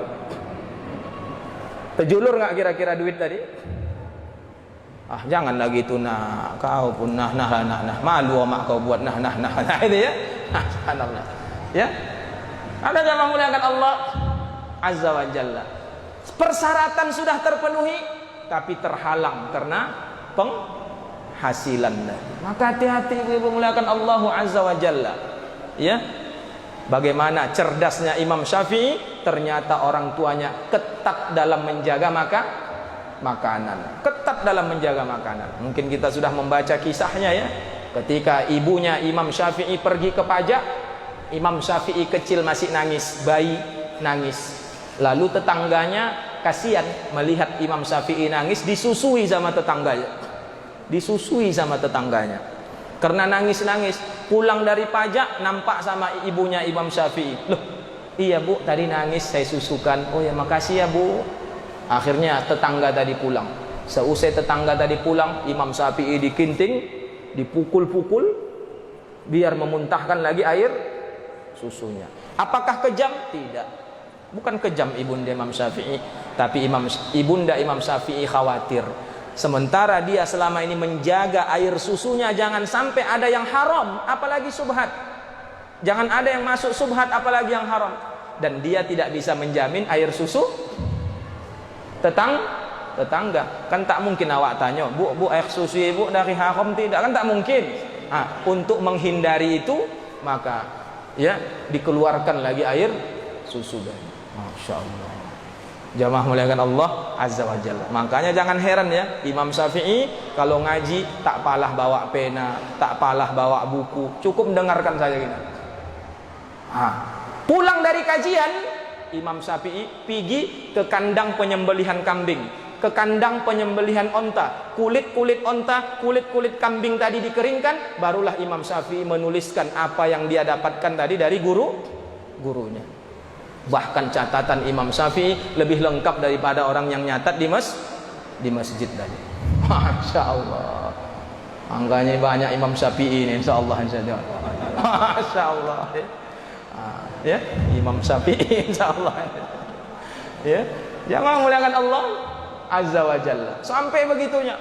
Ya, ketatnya dalam menjaga makanan. Maka Rasulullah ketika ditawarkan yang haram, Nabi nggak mau. Ya, Nabi nggak mau. Bahkan pernah suatu hari ya Allah menjaga Nabi Muhammad sebelum diangkat menjadi nabi.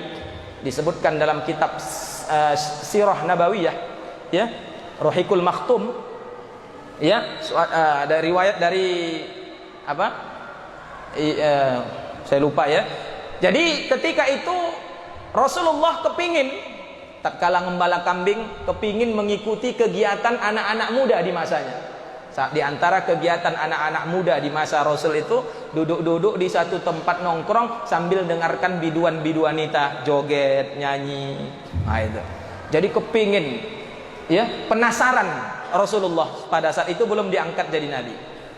Akhirnya Rasulullah menyuruh kawannya ya mengajak untuk ke sana. Akhirnya diajak sampai di tempat acara belum mulai. Acara belum mulai. Nah, tatkala acara mulai, Rasulullah tiba-tiba kantuk berat sampai Rasulullah tertidur di tempat itu. Seusai acara selesai, barulah Rasulullah dibangunkan. Bangun. Tidur, sayang kali tidur itu ya, lewat ya. Keesokan harinya Rasul, aku bertekad besok aku nggak akan tidur ini. Penasaran apa yang ditonton ini. Keesokan harinya Nabi duduk lagi, sampai di tempat acara mulai Nabi tertidur lagi. Sampai acara selesai baru Nabi terbangun. Pada saat itu Nabi baru paham, berarti ini ada sesuatu yang nggak baik ini.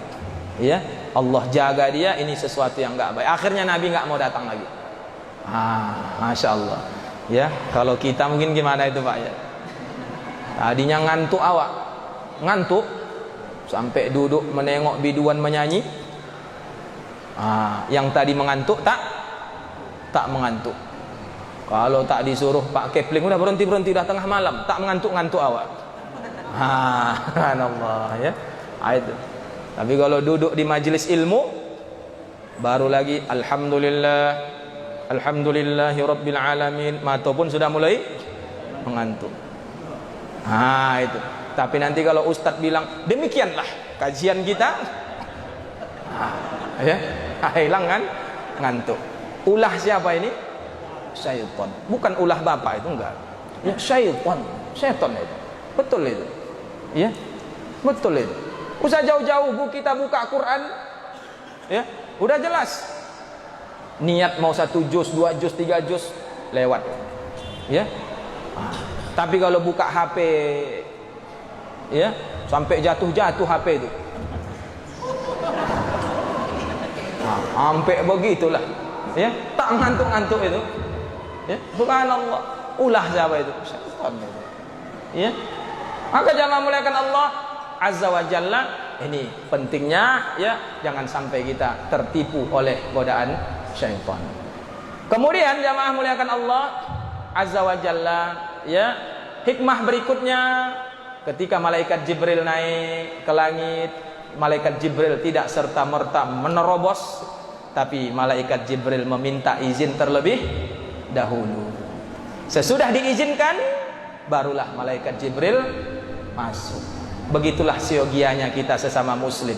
Jangan kita sembarangan masuk ke rumah orang sebelum kita meminta izin. Makanya ada adab-adab ketika masuk ke dalam rumah orang. Bahkan Al-Quran menuliskan, hadis-hadis Nabi menuliskan, sampai disebutkan dalam hadis, ketika engkau masuk ke rumah orang lain dan engkau mengetok pintunya, arahkanlah wajahmu ke kanan atau ke kiri. Ya. Untuk apa? Menjaga hak-hak sebagai tetangga, sebagai sesama muslim. Jadi pintunya di sana, kita ketok, muka kita ke sana. Assalamualaikum. Assalamualaikum. Atau ke sana. Assalamualaikum. Itu adabnya itu. Ya. Jangan sampai Assalamualaikum. Ya. Pas pula pagar kawat, Assalamualaikum. Jangan itu. Ya, itu bisa menyakiti tetangga. Bahkan disebutkan dalam hadis, tidaklah dikisos orang yang mencucuk mata orang yang mengintip rumahnya. Ya, andai ada yang tercucuk kan ya, tidak dikisos orang yang mencucuk tadi. Sampai begitulah. Ya, pentingnya menjaga adab tetangga tadi. Adab tetangga tadi. La yu'minu man kana yu'minu billahi wal yaumil akhir falyukrim jahahu. Siapa yang beriman kepada Allah dan hari akhir, muliakanlah tetangganya. Salah seorang sahabat pernah ngadu sama Rasul, ya Rasulullah, inna fulanah, ya Rasul, ada seorang wanita, ya, tuksiru, terkenal banyak solatnya, terkenal banyak puasanya, terkenal banyak sedekahnya, tapi tu'zi jironah, wanita itu juga suka menyakiti tetangganya. Banyak solatnya, berarti sunnah wajib semua dia kerjakan. Banyak puasanya, puasa sunnah, puasa wajib dia kerjakan. Apalagi banyak sedekahnya, tapi dia suka menyakiti tetangganya. Kata Nabi sallallahu alaihi wasallam, wanita itu termasuk penghuni neraka. Ya, penghuni neraka. Hati-hati, Bu. Hubungan kepada Allah harus dijaga, hubungan sesama manusia juga harus dijaga. Ya. Hubungan kepada Allah harus dijaga, tetapi kepada manusia juga harus dijaga. Ya, la yu'minu ahadukum, ya, tidak sempurna iman kalian ketika dia tidur dalam keadaan kenyang sementara tetangganya dalam keadaan lapar. Hati-hati, ya. Oma makan, oma sabarlah nak, ayah kau belum pulang. Awak di sampingnya dengar sambil makan pula. Mak lapar awak, mak sabarlah nak, ayah kau belum pulang. Datang awak nasihati anak awak yang sedang makan tadi. Makanya nak, sekolah kau bagus-bagus, jangan macam orang tu tengok itu. Ya, itu kan karena tak sekolah, itu makanya begitu.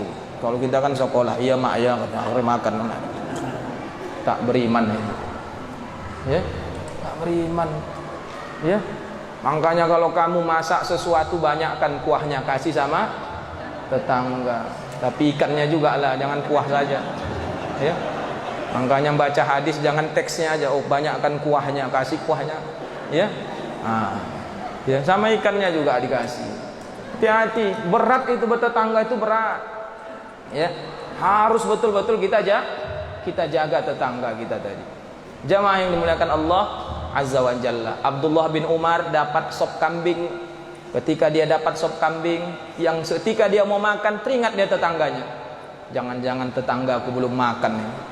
Akhirnya dia ketuk rumah tetangganya. Assalamualaikum, salam, ini Bu ada sedikit ya hadiah, silahkan dimakan. Oh makasih. Pas tetangganya mau makan, teringat sama tetangganya. Entah yang sebelah belum makan nih, kasih sama tetangga. Berkeliling 7 rumah sampai kepada sahabat yang pertama tadi. Rupanya akulah yang paling perlu ini kata makan. Bayangkan, tetangga itu penting sekali. Ya. Nah, hari ini kita dikotak-atik ya oleh budaya-budaya siapa lo siapa gua. Nauzubillahi min zalik. Jangan urus urusanku, kok tak urus urusan kau. Subhanallah.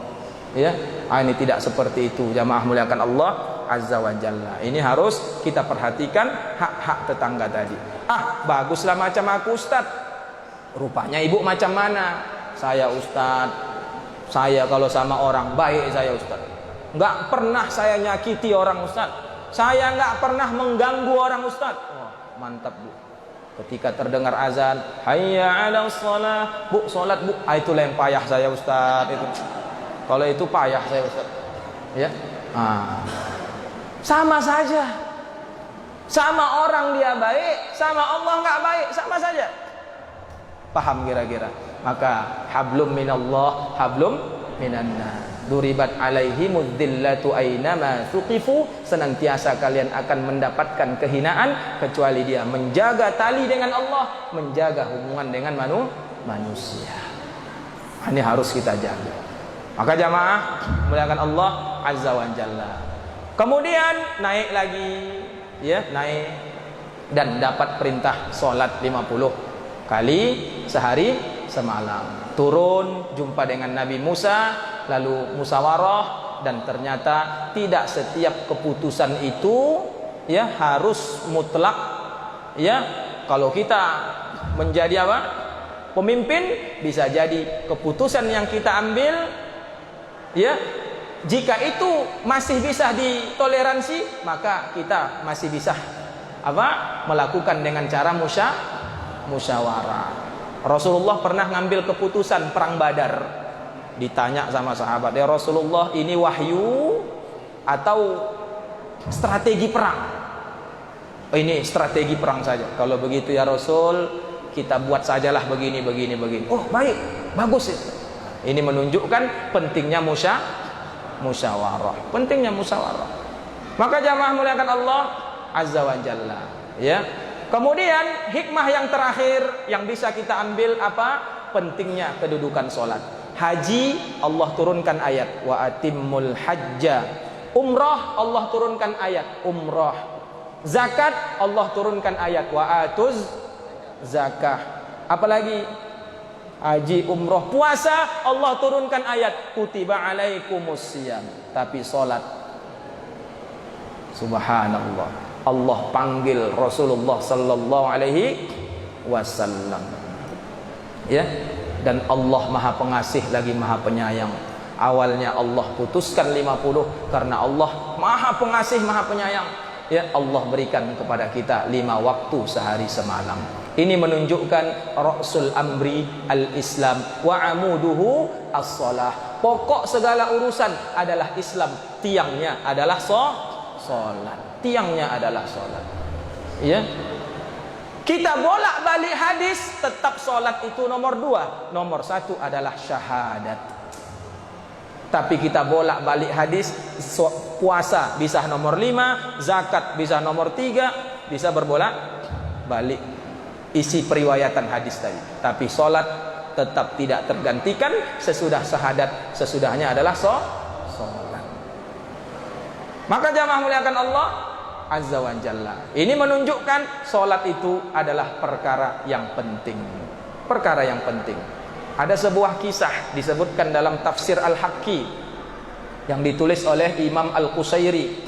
Ya, ketika itu mungkin kisah ini pernah kita dengar. Ada salah seorang ulama tabi'in yang bernama Hatim bin Asam. Ya, mungkin pernah kita sampaikan atau pernah kita baca kisah ini. Hatim bin Asam ini ya salah seorang ulama tabi'in. Ketika sedang mengisi kajian di sebuah masjid, tiba-tiba seusai kajian dia didatangi oleh seseorang. Ya, assalamualaikum wahai syekh. Waalaikumsalam. Apa gerangan engkau wahai kisana? Wahai syekh, apakah Allah masih bisa mengampunkan dosa-dosaku? Apa dosa yang kau buat wahai kisana? Wahai syekh, aku ini adalah seorang nabbash, ya, tukang curi kain kapan. Ya, jadi kerjanya tukang curi kain kapan. Jadi kalau ada orang meninggal, dia gali kuburannya, dia ambil kain kapannya, dia jual ke yang meninggal yang lain. Ini kan bisnis menjanjikan juga ya. Nah, ya. Jadi galinya kain kapan, dijualnya sama yang lain, yang meninggal. Karena setiap hari pasti ada saja yang meninggal. Kemudian Hatim bin Asam bertanya, kam sanatan, berapa tahunlah, berapa banyak yang sudah engkau curi kain kapannya?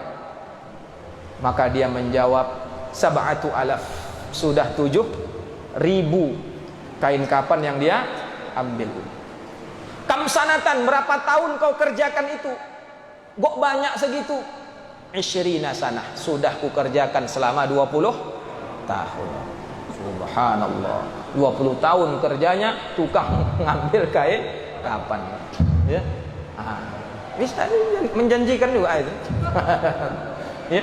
Jamaah muliakan Allah Azza wa Jalla. Akhirnya Syekh bertanya lagi, selama engkau mengambil kain kapan orang yang sudah meninggal tadi, kutanya yang terakhir, apa itu? Berapa jenazah yang masih kau lihat menghadap kiblat? Ini pertanyaan terakhir. Seketika anak muda tadi nangis. Wahai Syekh, kebetulan aku catat, guys. Kenapa? Karena aneh aku melihatnya. Dan aku terkejut wahai Syekh. Dan setelah aku hitung, tinggal 300 jenazah yang masih menghadap kiblat. Berapa jenazah tadi yang dia gali? 7.000. Tinggal berapa?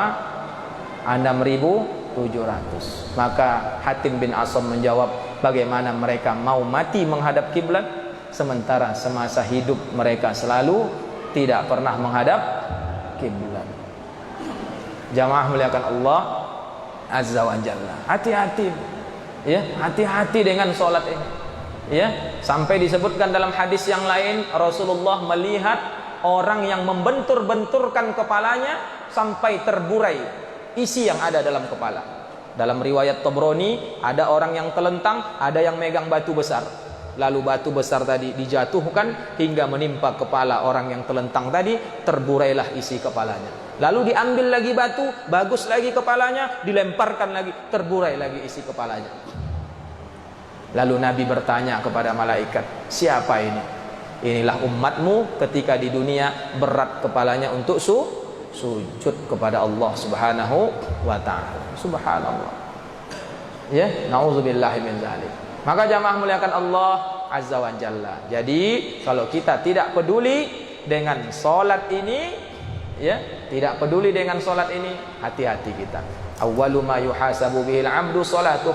Amalan yang pertama dihisab adalah salat. Jika bagus, bagus seluruhnya. Jika rusak, rusaklah seluruh amal kita. Sebanyak apapun sedekah kita, sebanyak apapun ibadah kita, kalau salat kita enggak beres, maka selesailah kita. Sahabat Ibnu Mas'ud mengingatkan kita, man sarrah ayyalqallah ghadan musliman. Siapa yang ingin dibangkitkan dalam keadaan muslim, falyuhafiz ala haula'i sholawat haitsu yunada bihinna. Hendaklah dia menjaga solat 5 waktu di setiap Allah memanggilnya, di setiap dia diseru untuk melaksanakannya. Jadi ibu-ibu, bapak-bapak, ya, jangan sampai kita melalaikan solat kita. Ya, jangan sampai kita melalaikan solat kita. Hati-hati, apalagi kalau sempat kita meninggalkan solat subuh. Athqalus sholah, solat yang paling berat bagi orang munafik, solat subuh dan solat isya. Hati-hati, ya. Bahkan sangkinkan pentingnya solat subuh, ya, orang Israel paham, pemimpin mereka itu, kami nggak akan bisa mengalahkan umat Islam sampai solat subuhnya seperti solat Jumat. Jadi kalau mereka mau menghancurkan Islam, mudah sekali, tengok aja subuh itu. Cemana subuh mereka? Kan dikirim biasa mata-mata itu. Masih 5 orang, masih bisa kita kalahkan itu. 5 orang, lama-lama tinggal 1 orang. Bapak itu yang ajan, bapak itu yang qomat, bapak itu yang imam, bapak itu pula makmumnya. Udah, ya, kita maki-maki pun Islam nggak akan ada perlawanan mereka itu. Kenapa? Solat subuhnya masih sikit. Tapi kalau solat subuhnya sudah macam solat Jumat, gawat kita ini. Ini harus kita. Makanya hari ini satu negara yang masih ditakuti suaranya, Turki, buka di YouTube itu sampai solat subuhnya meludak ke pasar-pasar, ke jalan-jalan itu. Ya, makanya kalau sudah bercakap presiden itu, udah. Ya. Solat subuhnya ditakuti itu. Ya. Mudah-mudahan Indonesia ini seperti itu. Sini insyaallah penuh ya subuh ya, Mas. Insyaallah ya. Insyaallah ya. Insyaallah bisalah ya. Insyaallah ya. Jamaah muliakan Allah Azza wa Jalla. Hati-hati tanda orang-orang yang sesat. Allah sebutkan fa khalafa min ba'dihim khalfun adha'us shalah wattaba'us syahawat. Akan datang suatu generasi sesudah mereka pengganti yang jelek. Apa ciri-cirinya? Ya, mereka yang adha'us shalah, menyia-nyiakan salat, wattaba'us syahawat, mengikuti hawa nafsu. Jika 2 ini sudah ada di kampung kita, jika 2 ini sudah ada di rumah kita, jika 2 ini sudah ada pada diri kita, fasaufa yalqauna ghayya, pasti mereka tersesat. Pasti mereka tersesat. Maka jangan dibalik, orang yang rajin ke masjid pula dibilang sesat. Nah, ini jangan terbalik. Ya, sampai ada orang tua yang takut kalau anaknya rajin ke masjid. Jangan kau rajin-rajin ke masjid, sesat kau nantilah. Kau tengok ayah kau nya di rumah saja ya, tak apalah ya. Tak apalah gitu-gitu kali Islam dulu. Nanti sesat kau nanti. Hati-hati kau. Ya. Padahal Allah katakan orang yang malah menyia-nyiakan salat dan mengikuti hawa nafsu, fasaufa yalqauna ghayya, pasti mereka akan tersesat. Dalam tafsir Ibnu Katsir disebutkan ghayya di situ kata sahabat Ibnu Mas'ud salah satu nama sungai di neraka Jahannam. Dalam hadis disebutkan barang siapa yang meninggalkan salat kelak dibangkitkan bersama Fir'aun, Qarun dan Haman. Ya. Maka kalaupun ada yang meninggalkan sholat di rumah kita, ya, nggak usah palah gaduh kita. Mungkin dia pen sama Fir'aun, ya. Bang, sholat bang. Jangan kau bangun karena abang pen sama Fir'aun abang. Kalau kau dah pen sini kan, ya, almar'u ma'aman ahabba. Seseorang akan dibangkitkan dengan orang yang dia cintai. Ya. Maka siapa yang meninggalkan sholat, dia akan dibangkitkan bersama Fir'aun, Qarun dan Haman. Nauzubillah min dzalik. Jamaah muliakan Allah Azza wa Jalla. Sampai jam berapa? Udah bentar lagi udah habis. Ada tanya jawab ini? Enggak usah ya. Iya. Baik jamaah muliakan Allah Azza wa Jalla. Terakhir ya, yang bisa kita ambil ya hikmah daripada perjalanan Isra dan Mi'raj ini, ya, mari kita kembali ke masjid. Ya, kembali ke masjid. Ya, kembali ke masjid. Karena dari sinilah mula peradaban Islam dibangun. Ya, bermula peradaban jahiliyah tersingkirkan. Ya, peradaban jahiliyah tersingkirkan. Kemudian jamaah muliakan Allah Azza wa Jalla, mari kita jaga akidah kita. Karena kata Nabi, badiru bil a'mal, segeralah kalian beramal sebelum datang potongan-potongan malam yang gelap gulita, laksana ya fitanan kalailil muzlim, seperti malam-malam yang gelap. Yumsi mu'minan wa yusbihu kafiron, sore beriman pagi kafir, pagi beriman sore kafir. Di antara yang menimpa di akhir zaman ini, yabi'u dinahu bi'aradin minad dunya, karena dia rela menjual agamanya demi untuk mencari keuntungan dunia. Nauzubillah min dzalik. Maka jamaah muliakan Allah Azza wa Jalla, jangan sampai disibukkan dunia, kita lalai dari tanggung jawab kita, tugas kita, yaitu mempersiapkan bekal untuk menghadap Allah Subhanahu wa taala. Alhamdulillah kita sudah masuk di bulan Sya'ban. Di bulan Sya'ban ada satu hadis, hadisnya derajatnya hasan. Ini penting juga ya, baru teringat saya mau saya sampaikan ini. Rasulullah bersabda, innallaha la yattali'u fi lailatin nisfi min Sya'ban. Sesungguhnya Allah meninjau ya hamba-hambanya di pertengahan bulan Sya'ban. Sebagian riwayat menyebutkan yaitu amal ibadah kita selama setahun naiknya di pertengahan bulan Sya'ban. Ya. Apa kata Nabi? Fayughfaru li jami'i khalqih. Seluruh makhluk diampunkan oleh Allah dosanya. Illa, kecuali dua. Ya, jadi manusia diampuni dosanya kecuali dua golongan ini. Nah, ini jangan sampai kita masuk itu. Yang pertama musyrikin. Illa li musyrikin, kecuali orang yang musyrik. Maka pulang dari sini, mari cek rumah kita, apakah masih ada benda-benda syirik. Ya, mari cek diri kita, apakah masih percaya dengan kesyirikan-kesyirikan.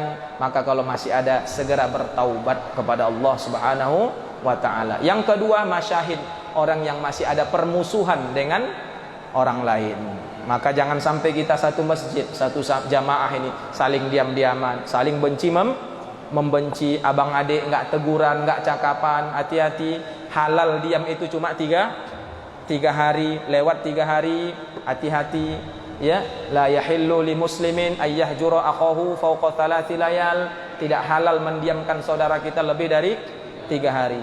Boleh didiamkan jika dalam rangka agama, karena dia termasuk orang yang membenci agama, lalu sekampung memboikot dia, mentahjir dia, maka hal ini diperbolehkan sampai dia sadar. Tapi kalau urusan-urusan sepele, jangan sampai kita nggak teguran, nggak cakapan. Ini hati-hati, karena Allah akan ampuni seluruh makhluk kecuali dua ini, musyrik, syirik, dan masih ada permusuhan. Sampai mereka berdamai, sampai mereka berdamai, kata Nabi Sallallahu Alaihi Wasallam. Saya rasa inilah yang bisa saya sampaikan.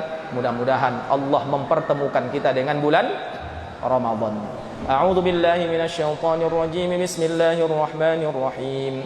Alhamdulillahi rabbil alamin, wassalatu wassalamu ala asyrafil anbiya'i wal mursalin nabiyyina Muhammadin wa ala alihi wa sahbihi ajma'in. ربنا اغفر لنا ذنوبنا ولوالدينا وارحمهما كما ربيانا صغارا. Ya Rabbana, ampunilah dosa kami, dosa kedua ibu bapak kami. Sayangilah keduanya sebagaimana mereka menyayangi kami di waktu kecil.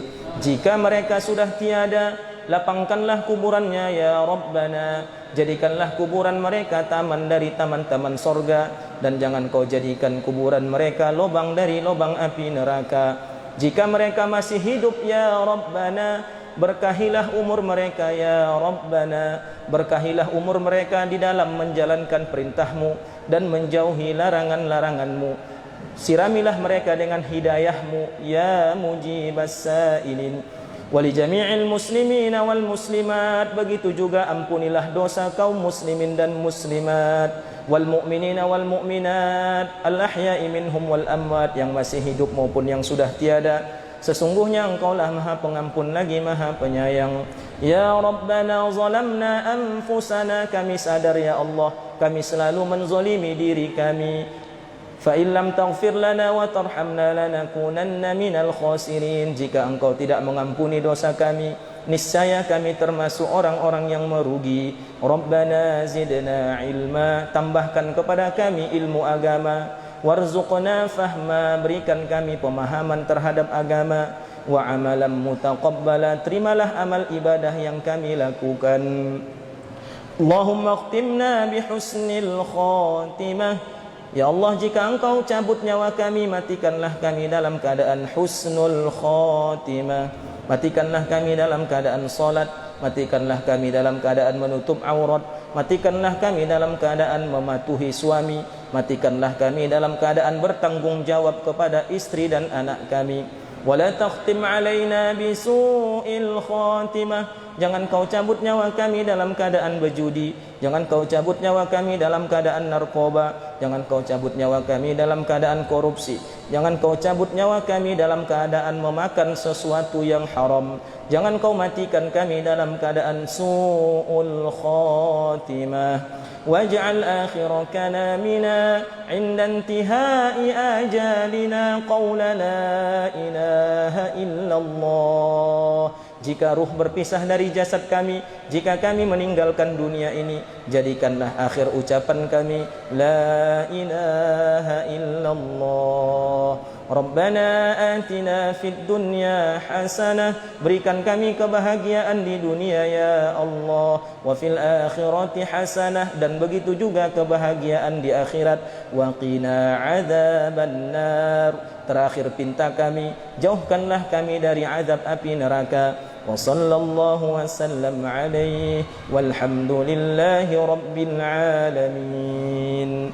Kepada Allah saya mohon ampun, kepada Bapak Ibu, para alim ulama, tokoh-tokoh masyarakat, mohonlah jika ada yang keliru, saya diingatkan dan ditegur. Ya, demikian yang bisa saya sampaikan. Subhanakallahumma bihamdika, asyhadu an la ilaha illa anta, astaghfiruka wa atubu ilaik. Assalamualaikum warahmatullahi wabarakatuh.